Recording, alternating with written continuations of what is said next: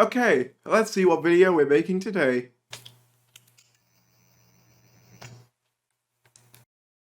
Oh. Oh no.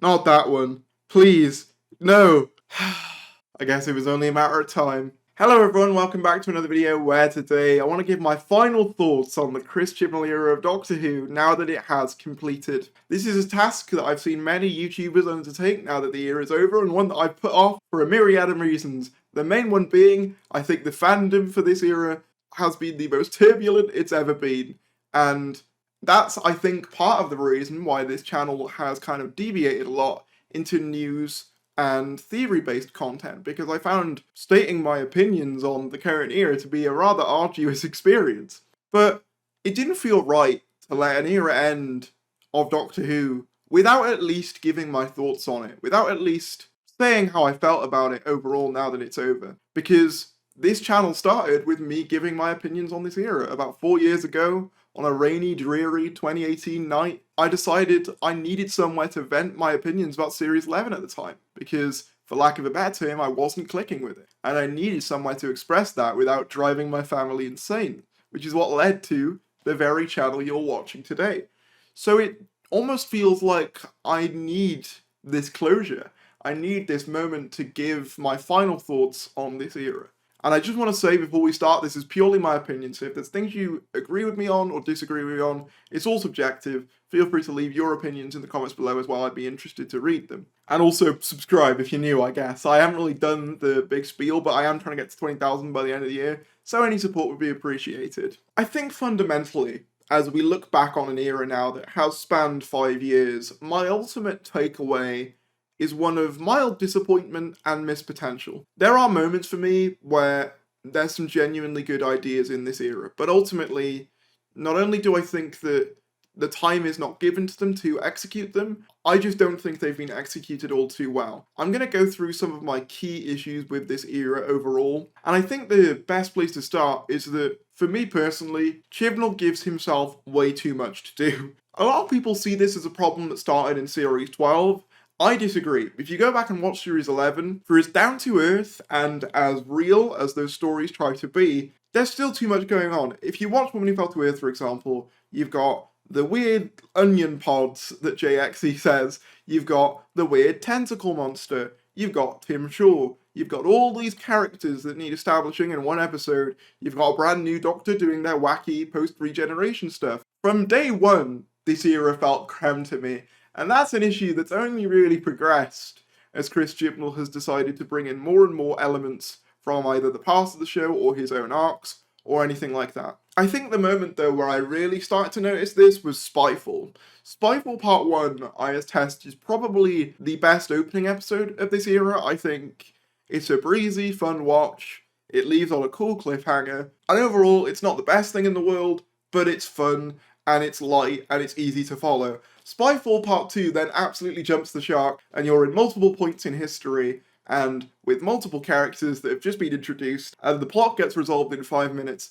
There's too much. Chibnall gave himself way too much to do in most scenarios. Flux is the epitome of that. One of my core issues with Flux, as I was reviewing it at the time, was we got to episodes like Once Upon a Time, which was halfway through the series, and we were still introducing characters. And see, being ambitious and having all these ideas can work if you somehow manage to give them the time that they need, but there never seemed to be. The pacing of Chibnall era episodes was always strange to me. The way I coined it, I think, in Flux was, these episodes kind of feel like they're in fast forward and slow motion to me at the same time. You're breezing through things super quickly, but then you'll also get to a scene that's really long and drawn out and overly explains something really, really simple. A lot of the time, ideas are introduced and then dropped very, very quickly. Or, if they're not dropped, they sort of don't really get resolved, and ultimately you're just sat there being like, why was this a thing? I think the ultimate of that, to me, in my opinion, is The Timeless Child. The Timeless Child was a massive, lore-altering event that's changed the status quo forever, or so we were told, but a few years on from that change happening, and what really changed? What stories were told in the vacuum of the Timeless Child reveal? What new mysteries were uncovered? What did it achieve? Other than expanding the continuity. And this is another issue I have with Chris Chibnall personally.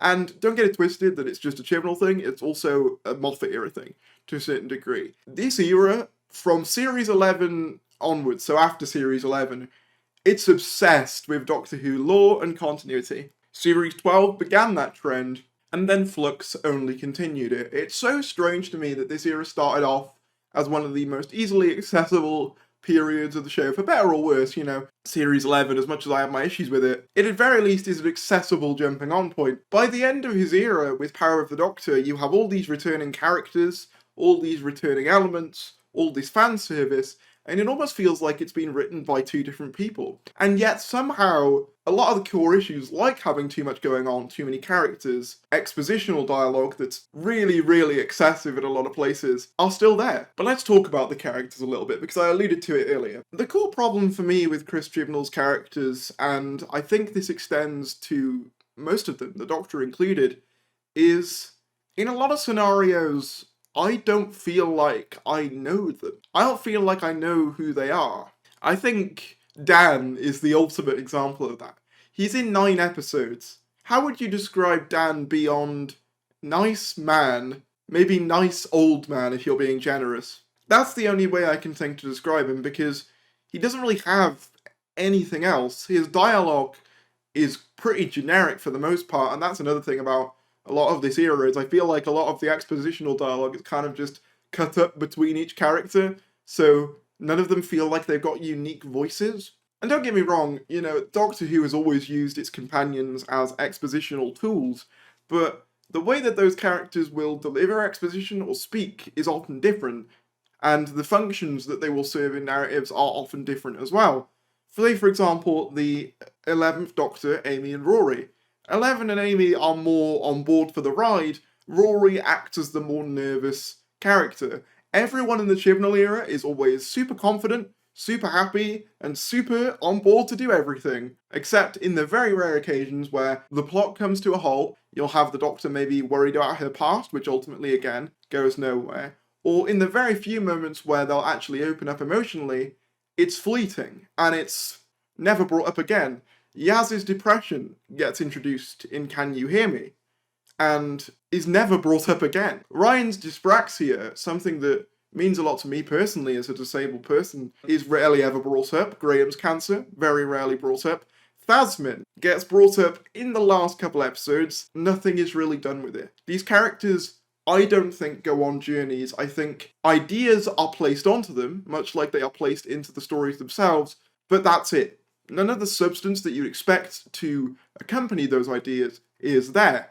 It's almost like, to use the Amy and Rory comparison again, imagine if they were just like a married couple, but they never really mentioned or there was any drama coming from the fact that they were a married couple. They just were, and that's it.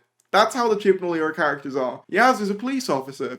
It never comes up, ever, or really impacts anything. These characters do feel quite hollow, and I think it's the dialogue, and I think it's the arcs that they go on that really don't help that. And I think when you have a set of main characters that you struggle to connect with or relate to, you can't really bolster the stories, because I've said before in videos, I think a bad story can be elevated by good characters. There are stories in the Moffat era that I flat out dislike, but they are elevated by characters that, while they may not even be my favourites, I connect with them, and I understand their motives, and I understand their goals, and I understand how they work. That's not the case with Chris Chibnall's era. They all seem to react the same, which is, they're all just super unfazed by everything and willing to go along for the ride. The thing is, the idea of a character being unfazed by things is a thing that could work as a one-off character trait. Say if they've been travelling with the Doctor for a while, that makes sense. But that's how all of the characters are. In Ghost Monument, Ryan and Graham land on an alien planet for the first time, and they just go, we're on an alien planet. Yeah. And then when Dan gets abducted into the TARDIS 2 series later, he goes, oh, I had a mate who had one of these, actually. There's the same reaction, which is to say, they're unfazed. And, for lack of a better term, that's boring. That's boring characterization. I think another fundamental issue for me with this era is its politics. Now, I've made a whole video talking about the politics of the Chibnall era, so I'm not going to regurgitate all the things that I say here, but some of its political messaging and its ideas are really, really weird. I'm not treading any new ground here, but the whole spider shooting scene, that's bizarre. The Kablam scene, the Spyfall Part 2 scene, I mean, the less said about that, the better. The Can You Hear Me scene, now I know what some people are going to say. They're going to say that's based off Chris Chibnall's own personal experience when asking people about his cancer or talking to people about his cancer, and I'm not going to take that away from him. However, just because something is based off of what someone who wrote it or is in it experienced or what they want, doesn't necessarily make it good, or that it will necessarily connect with an audience at large in a positive way. Same goes for The Timeless Child being an allegory for Chris Chibnall's own adoption. I respect that that was something that he went through, and power to him for putting that in a show that he was running. But ultimately, that theme of adoption, for me at least, is not prevalent enough. It's lost in a text that's so dense and full of exposition and simultaneously kind of substanceless. And I think that's one of the reasons why I'm struggling to summarize this era, is because it's very dense and there's a lot going on, but simultaneously it feels like nothing happens. And that's really strange. I guess another thing I want to point out about his era for me is that with Chibnall's characters, they seem to flip-flop on occasion. There's that famous scene in Series 11 where 13 goes from loving conspiracies to hating conspiracies. These characters are inconsistent and simultaneously all the same. It's so strange, but I think what makes this all frustrating, as I said before, is that there's ideas in this era that I do genuinely like. The Timeless Child, bear with me, is an idea I quite like in the sense of the Time Lords taking a child, experimenting on it, harnessing regeneration from them. That could be a really interesting plotline, because let's face it, the Time Lords have always been kind of scummy, you know? They put the Doctor on trial falsely, they forced the Doctor to regenerate in the War Games, they've always been a bit scummy. So I could totally believe that one of their founders would do something like that to a child. I don't like that it makes the Doctor a focal point of the universe. That's something that I also take issue with in some of the Moffat era, although to be fair, I think it's less literal there, in most cases. And I think also, to be fair, with a lot of Moffat's grander arcs, they still ultimately had a point and were resolved. It may take him till the 11th hour, no pun intended, but they are eventually at least resolved, which I can't say the same for Chris Chibnall. But that idea of a child being experimented on and abused, for lack of a better term, is never brought up in this era or really discussed in any depth. In fact, the main issue that 13 seems to take with that whole thing is that she was taken from her original home, not the experimentation part. And that comes back to the whole morality thing. The morality of this era is really strange, and it just sort of all adds together to create this massive content that feels like Doctor Who, but on autopilot. Doctor Who fulfilling all of its functions. You've got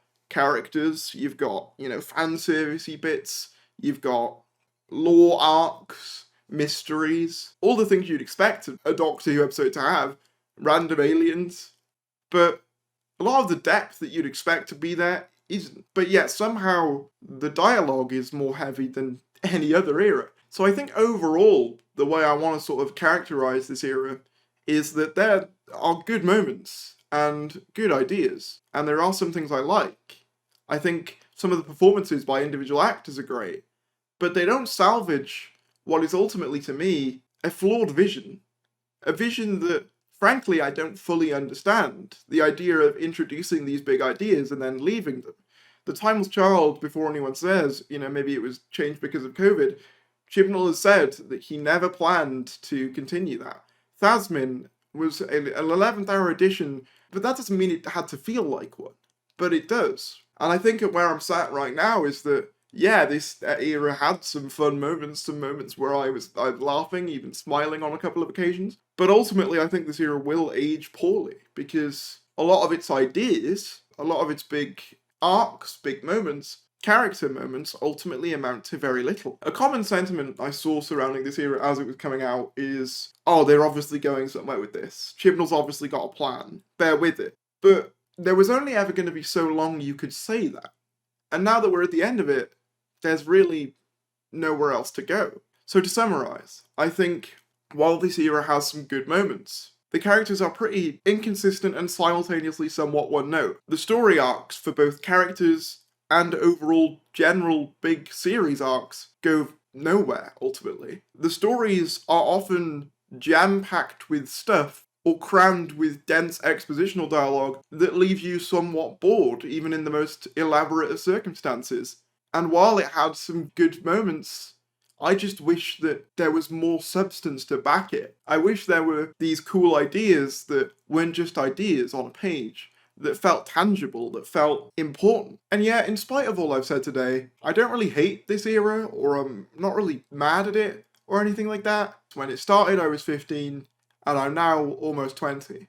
I'm at a point where I like to consider this my full-time job. I've met so many amazing people along this journey, and ultimately, if it had any part to play in that, in finding you guys, in talking to you guys, in creating this lovely community I have, even if it's an era that I don't click with, if it provided any happiness for anyone, or provided me with the platform I have today, then all I can do is say thanks, even if it didn't work for me. So here's to you, Chris. Those were just my thoughts. Let me know in the comments below what you think about this era. I'm dreading posting this one. Let me know in the comments below. Like this video if you enjoyed, subscribe if you're new, and I will see you later.